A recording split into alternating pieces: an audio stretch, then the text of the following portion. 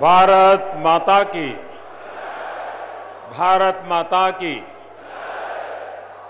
मंच पर विराजमान भारतीय जनता पार्टी के राष्ट्रीय अध्यक्ष श्रीमान अमित भाई शाह, पार्टी के पूर्व अध्यक्ष और हम सभी के श्रद्धेय आदरणीय लालकृष्ण आडवाणी जी, राजनीति और विद्वत्ता का संगम श्रद्धेय डॉक्टर मुरली मनोहर जोशी जी, मंत्रिमंडल के मेरे सहयोगी श्रीमान राजनाथ सिंह जी, अरुण जेटली जी, सुषमा स्वराज जी, नितिन गडकरी जी, केंद्रीय मंत्रिमंडल के मेरे अन्य सभी सहयोगीगण, पार्टी के सभी यशस्वी मुख्यमंत्रीगण, संसद में मेरे सारे सहयोगी, अन्य महानुभाव और हिंदुस्तान के कोने कोने से आए हुए आप सभी प्रतिनिधि बंधु, प्रिय कार्यकर्ता भाई और बहनों, आप सभी को नववर्ष 2019 की बहुत बहुत शुभकामनाएं।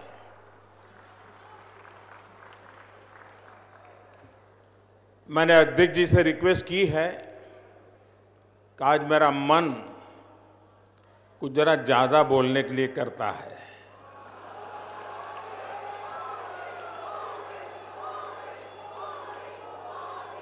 तो मैंने जरा ज्यादा समय के लिए इजाजत मांगी है।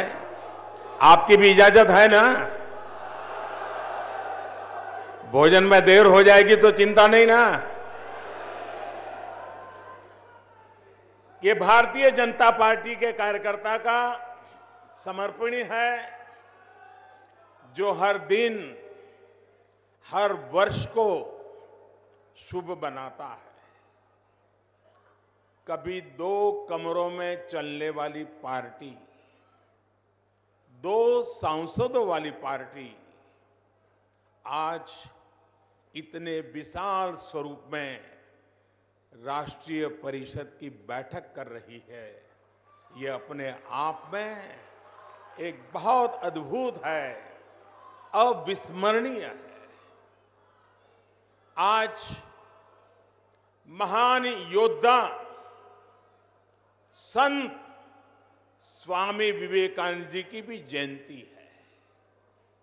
मैं उन्हें नमन करते हुए उनकी कही एक बात से ही शुरुआत करना चाहता हूं। स्वामी विवेकानंद जी ने कहा था, हर राष्ट्र की एक नियति होती है, उसका एक संदेश होता है, और हर राष्ट्र का एक ध्येय भी होता है। भारत को भी अपने ध्येय को, अपनी ध्येय प्राप्ति को प्राप्त करना ही है, और इसे प्राप्त करने में राष्ट्र के प्रत्येक व्यक्ति का पूरा सामर्थ्य, पूरा योगदान चाहिए होता है। भारतीय जनता पार्टी के हम सभी कार्यकर्ता बहुत सौभाग्यशाली हैं कि हमें पहले दिन से ही ये शिक्षा, ये संस्कार दिए गए, और यही संस्कार आज भी हमारे जीवन को निर्धारित कर रहे हैं। साथियों, ये राष्ट्रीय परिषद की पहली बैठक है जो अटल जी के बिना हो रही है। वो आज जहां से भी हमें देख रहे होंगे, अपने बच्चों की इस ऊर्जा से, राष्ट्र के प्रति इस समर्पण से उन्हें भी संतोष हो रहा होगा। जो परिपाटी अटल जी हमारे लिए निर्धारित कर गए हैं, उसे मजबूत करना, उसे आगे बढ़ाना हम जैसे हर कार्यकर्ता का दायित्व है। मैं उन्हें पुनः नमन करता हूं और ये कामना करता हूं कि पार्टी के प्रत्येक कार्यकर्ता पर उनका आशीर्वाद इसी तरह बना रहे। बीते वर्ष भारतीय जनता पार्टी के जिन कार्यकर्ताओं ने अपना सर्वोच्च त्याग दिया, विरोधियों द्वारा की गई राजनीतिक हिंसा की वजह से जिन्हें जान गंवानी पड़ी, उनके परिवारों के प्रति भी मैं अपनी संवेदना व्यक्त करता हूं। ये आप सभी कार्यकर्ताओं की ताकत, संगठन की शक्ति, जन जन की भक्ति का परिणाम है, जिसकी वजह से आज हम इतनी ताकत के साथ, इतनी तेज गति के साथ आगे बढ़ रहे हैं।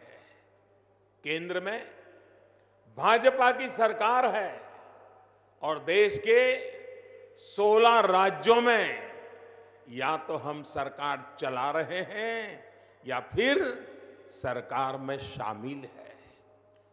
पार्टी के प्रति आपका ये स्नेह और पार्टी पर आपके ये आशीर्वाद बहुत मूल्यवान है। आपकी इच्छा शक्ति जब कर्म शक्ति में बदली, तभी भारतीय जनता पार्टी इस ऊंचाई को प्राप्त कर सकी है। मैं आज भारतीय जनता पार्टी के प्रत्येक कार्यकर्ता को भी नमन करता हूं। भाइयों और बहनों, बीते 2 दिनों में राष्ट्रीय परिषद में अनेक महत्वपूर्ण प्रस्ताव रखे गए हैं। किसानों से जुड़े प्रस्ताव, गरीब कल्याण से जुड़े प्रस्ताव, उसके अलावा वर्तमान राजनीति पर भी सार्थक चर्चा हम सभी के बीच हुई है। हमारी कोशिश होनी चाहिए कि इन प्रस्तावों का एक एक शब्द याद हो। इनमें जो बातें लिखी हैं वो घर घर पहुंचे, व्यक्ति व्यक्ति तक पहुंचे। साथियों, इस चर्चा का इसलिए भी महत्व है क्योंकि देश आज एक नए विश्वास के साथ भाजपा को देख रहा है। बीते 4 साढ़े 4 वर्षों में भाजपा के नेतृत्व में जिस तरह केंद्र सरकार चली है, जिस तरह हम राज्यों में अपनी सरकारें चला रहे हैं, उसने जनमानस में यह स्थापित कर दिया है कि देश को अगर नई ऊंचाई पर कोई राजनीतिक दल ले जा सकता है तो वो सिर्फ और सिर्फ भारतीय जनता पार्टी है। साथियों, देश के इतिहास में पहली बार ऐसा हुआ है जब सरकार पर भ्रष्टाचार का एक भी आरोप नहीं लगा है। हम सब इस बात पर गर्व कर सकते हैं कि एक भी दाग हम पर नहीं है। हमसे पहले की सरकार, उनका जो कार्यकाल था, उसने देश को बहुत अंधेरे में धकेल दिया था। अगर मैं कहूं कि भारत ने 2004 से 2014 के महत्वपूर्ण 10 साल घोटालों और भ्रष्टाचार के आरोपों में गंवा दिए तो गलत नहीं होगा। 21वीं सदी की शुरुआत में ये 10 वर्ष बहुत महत्वपूर्ण थे। जैसे मैं कहता हूं कि स्वतंत्रता के बाद अगर सरदार वल्लभ भाई पटेल देश के पहले प्रधानमंत्री बनते तो देश की तस्वीर कुछ और होती। वैसे ही आज ये भी कहना चाहता हूं कि 2000 के चुनावों के बाद अगर अटल जी प्रधानमंत्री बने रहते तो आज भारत कहीं और होता। वर्ष 2000 के बाद से भारतीय जनता पार्टी के नेतृत्व में हमने देश को उस अंधेरे से, उस बेचैनी से, उस घबराहट से बाहर निकालने का काम किया है। देश में और देश के लोगों में जो आत्मविश्वास खो गया था, उसे वापस लाने का काम हमारी सरकार ने किया है। अब देश ईमानदारी की ओर चल पड़ा है। इतने सारे लोगों का स्वेच्छा से गैस सब्सिडी छोड़ना, रेलवे रिजर्वेशन के दौरान रियायतें छोड़ देना, बड़ी संख्या में उद्यमियों का जीएसटी से जुड़ते चले जाना, आयकर देने वालों की संख्या में अभूतपूर्व वृद्धि होना, ये इसलिए हो रहा है क्योंकि देश का जनमानस अब स्वयं को राष्ट्र निर्माण का भागीदार बनाने के लिए पूरी ऊर्जा के साथ आगे आ रहा है। उसे विश्वास है कि वो जो टैक्स देता है उसकी पाई पाई का सही इस्तेमाल इस सरकार द्वारा किया जा रहा है। ये विश्वास ही हमारी ताकत है, हम पर आशीर्वाद है। साथियों, भाजपा सरकार के इस कार्यकाल ने ये साबित किया है कि देश बदल सकता है और सामान्य नागरिक के हित में बदल सकता है। भाजपा के सरकार के कार्यकाल ने यह साबित किया है कि देश में सरकार बिना भ्रष्टाचार के बीच चलाई जा सकती है। भाजपा सरकार के कार्यकाल ने यह साबित किया है कि जब देश में स्थायी परिवर्तन लाने वाले कड़े और बड़े फैसले लिए जाते हैं तो पूरा देश एक होकर उसका साथ देता है। भाजपा सरकार के कार्यकाल ने यह साबित किया है कि सत्ता के गलियारों में चहल पहल करते दलालों को भी बाहर किया जा सकता है। साथियों, भारतीय जनता पार्टी की सरकार सिर्फ और सिर्फ विकास के मार्ग पर चल रही है। विकास के हमारे मंत्र का मूल है सबका साथ, सबका विकास और एक भारत श्रेष्ठ भारत। जब हम एक भारत श्रेष्ठ भारत की बात करते हैं तो उनमें क्षेत्रीय अस्मिताओं, आकांक्षाओं के लिए पूरा स्थान है। रीजनल एस्पिरेशंस को और मजबूती देते हुए भारत की एकता और श्रेष्ठता के लिए काम करना भाजपा के एक एक कार्यकर्ता का ध्येय है। वहीं जब हम सबका साथ सबका विकास की बात करते हैं तो इसमें भारत के हर नागरिक, हर क्षेत्र का पूर्ण विकास समाहित है। सबका विकास भी सिर्फ सरकार के प्रयासों से नहीं बल्कि सभी का साथ लेकर जन भागीदारी से करना है और यही हमारा अप्रोच है, हमारा संस्कार है, हमारी संस्कृति है, यही हमारी कार्य संस्कृति है और ये आगे भी रहेगी। साथियों, अपने इसी प्रयास को हाल में सरकार ने और विस्तार देने की कोशिश की है। सामान्य श्रेणी के गरीब युवाओं को शिक्षा और सरकारी सेवाओं में 10% आरक्षण नए भारत के आत्मविश्वास को और बढ़ाने वाला है। ये सिर्फ आरक्षण नहीं है, बल्कि उन युवा आकांक्षाओं को नया आयाम देने की कोशिश है, जिनको गरीबी की वजह से अवसर नहीं मिल पाते थे।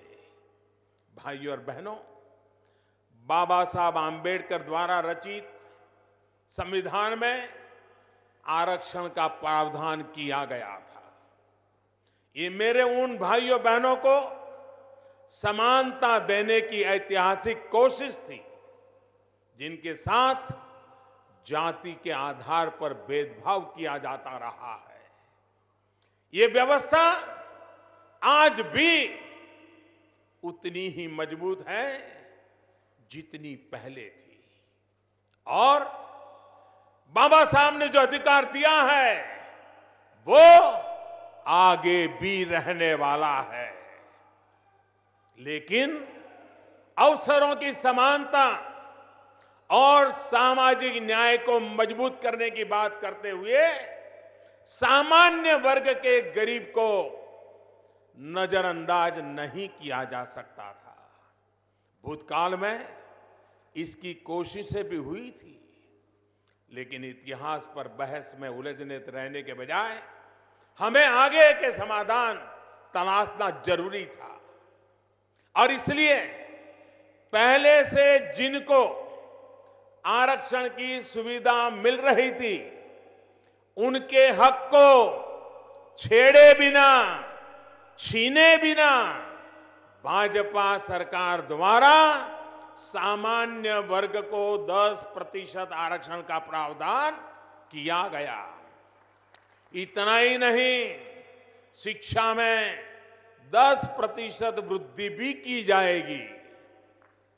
भाइयों और बहनों, यानी शिक्षा में जो आज सीटें हैं उसमें 10% की वृद्धि की जाएगी।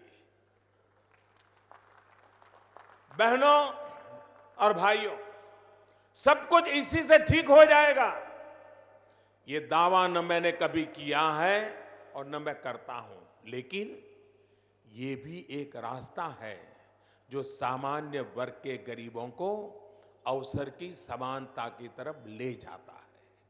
साथियों, भारतीय जनता पार्टी के हर कार्यकर्ता को इस व्यवस्था के पीछे के भाव और उसके लाभ पर समाज के भीतर व्यापक चर्चा करनी चाहिए।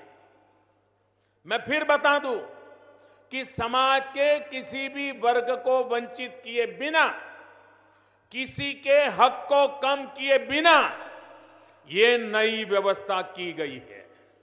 मुझे पता है कि कुछ लोग पूरी कोशिश कर रहे हैं कि इस बारे में भ्रम फैलाकर असंतोष की आग लगाते रहे। हमें उनकी साजिशों को भी नाकाम करते चलना है। भाइयों और बहनों, देश की युवा आबादी 21वीं सदी के भारत की सबसे बड़ी शक्ति है। ऊर्जा से भरपूर हमारे युवा ही भारत के सामर्थ्य का, देश के आत्मविश्वास का सही प्रतिनिधित्व करते हैं। इस युवा शक्ति के लिए उपयुक्त अवसरों और जरूरी प्रोत्साहन की ही जरूरत है। इसी दिशा में बीते 4.5 वर्ष से केंद्र सरकार ने अनेक काम किए हैं।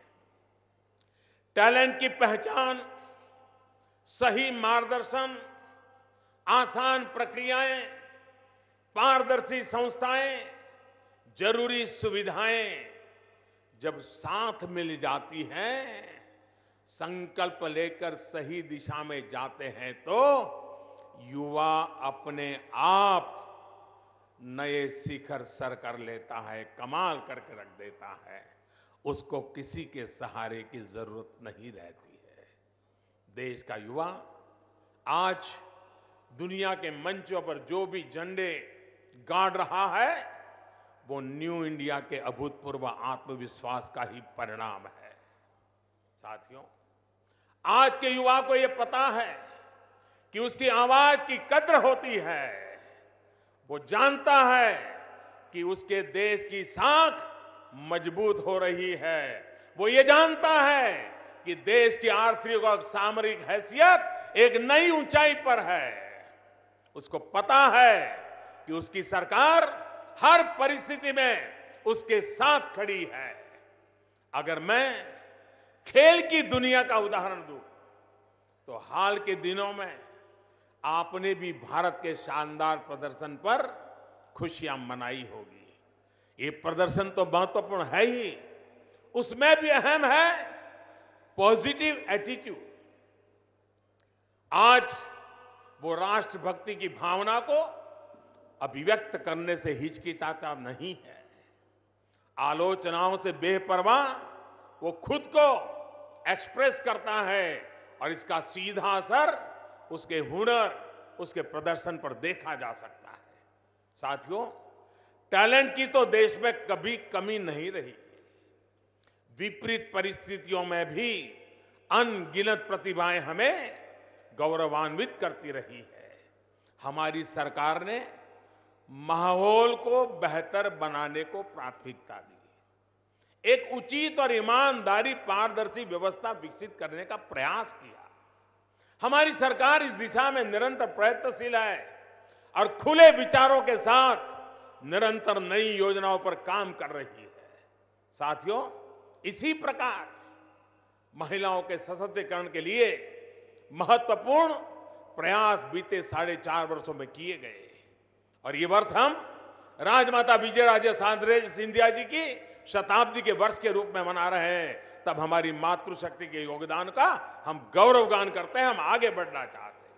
ये सही है कि राजनीतिक विरोध के लिए कुछ लोग बेटी बचाओ बेटी पढ़ाओ जैसी पवित्र भावना का मजाक उड़ाते हैं, लेकिन दशकों से चल रही एक गलत सोच से समाज को मुक्त करने की तरफ हम बहुत आगे पहुंच चुके हैं। साथियों, जब सशक्तिकरण होता है तो सोच और धारणाएं अपने आप बदलने लगती हैं।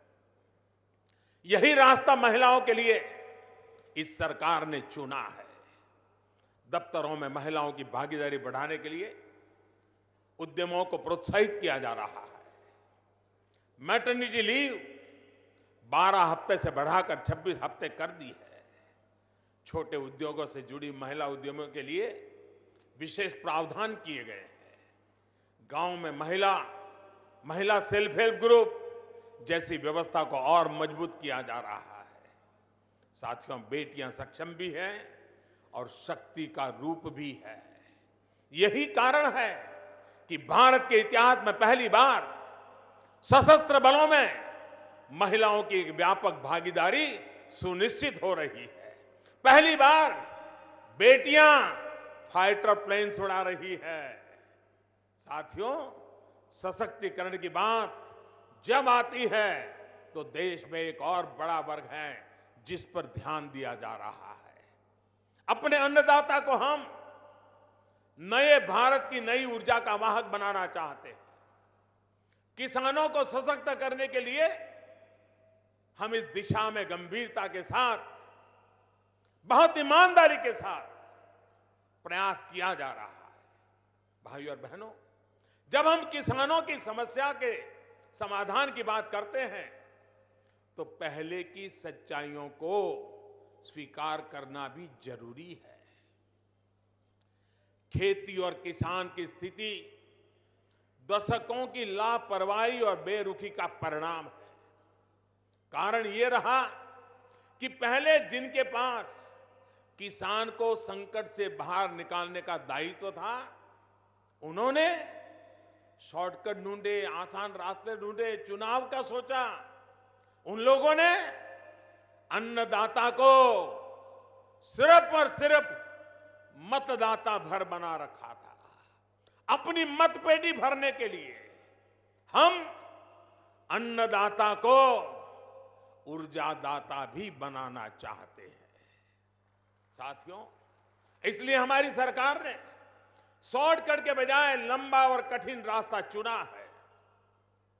किसानों की मूल समस्याओं को सुलझाने के लिए कदम उठाए जा रहे हैं और ये प्रक्रिया निरंतर जारी है।